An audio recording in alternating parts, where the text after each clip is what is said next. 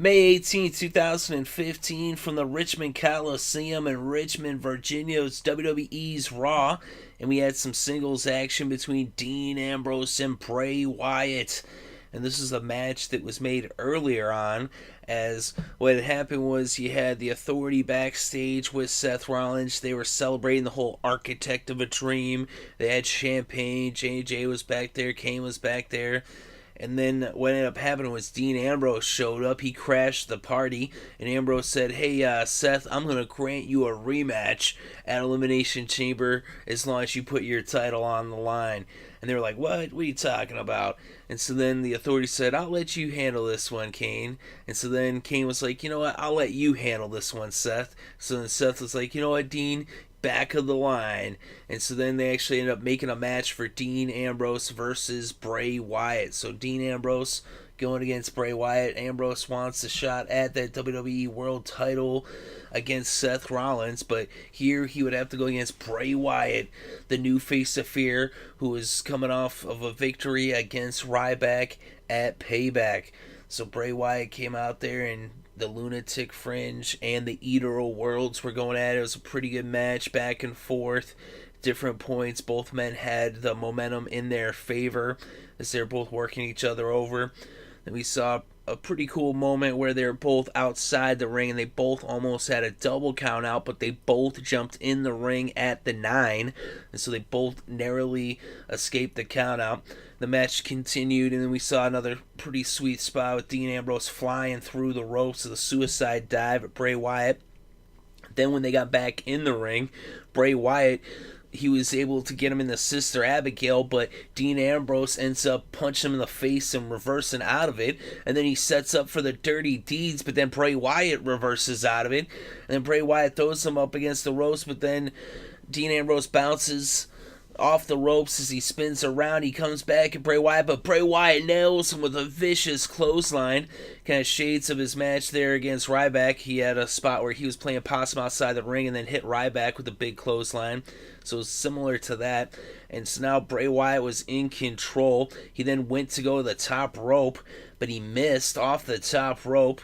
And then Dean Ambrose now in control, and he goes to the top rope. But wait a minute, here comes Joey Mercury. And then through the crowd, Jamie Noble. And Joey Mercury, he had distracted the referee, and then Jamie Noble pushes Dean Ambrose off the top rope. Bray Wyatt grabs him, hits him with the Sister Abigail, and Bray Wyatt, 1, 2, 3. Bray Wyatt is victorious over Dean Ambrose by help by way of J&J security, who were then at the top of the ramp with Seth Rollins, who had the WWE World Championship draped over his shoulder and a glass of champagne in his hand as he was celebrating. That was what this evening, the theme of the evening, the Architect of a Dream. Seth Rollins coming off of his defense of the WWE World title in that fatal 4-way at Payback. So J&J and Seth Rollins cost Dean Ambrose the match, as they are afraid of Dean Ambrose, as it would appear. One has to wonder, is Bray Wyatt somehow, hooked up with the Authority? I don't really think so. I think it's more that they're just afraid of the Lunatic Fringe and don't want him getting any W's in the win column, because they do not want to grant him a rematch, as he is the guy that they're the most afraid of. Is he's a wild card. You never know what Dean Ambrose is going to do at any moment. He's an agent of chaos. He's just for total anarchy and just destruction. He does, even at his own cost, he'll freaking put it all on the line just to freaking hurt his opponent. He's a madman. But he lost here to the new face of fear, the Eater of Worlds, Bray Wyatt. Which, it was pretty cool seeing these two go at it. The two of my favorite wrestlers, Bray Wyatt and Dean Ambrose, that are currently active on the WWE main roster. So it was cool to see them go at it. And it was interesting how they had it play out. I'm kind of wondering if maybe Bray Wyatt ends up going against Seth Rollins, as maybe because he could be upset that they helped him out, and then that leads him to actually going against Seth. Maybe, I don't know.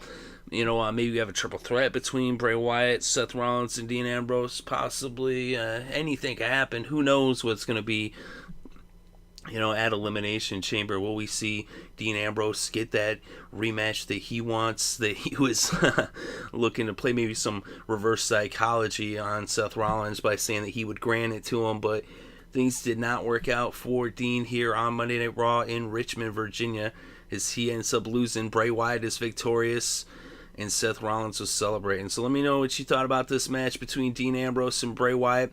It's kind of thing where, when you got Dean Ambrose and Bray Wyatt going at it, it's like, who do you root for?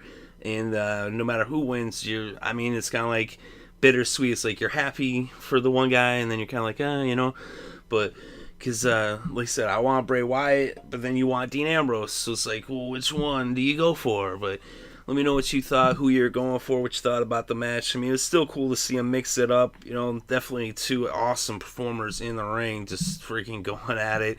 Definitely giving us some awesome entertainment, some awesome WWE action. So that was, pretty cool overall. But let me know what you thought about it. And then what do you think about the end of the match? Is J&J cost Dean Ambrose? That kind of was like, you wish they would have just let it play out. But at least this way you can kind of, gauge your, anger more towards those guys. And you know what I mean? It's not like, oh, well, this guy beat this guy. It's kind of more like, those darn J&J security, what the heck?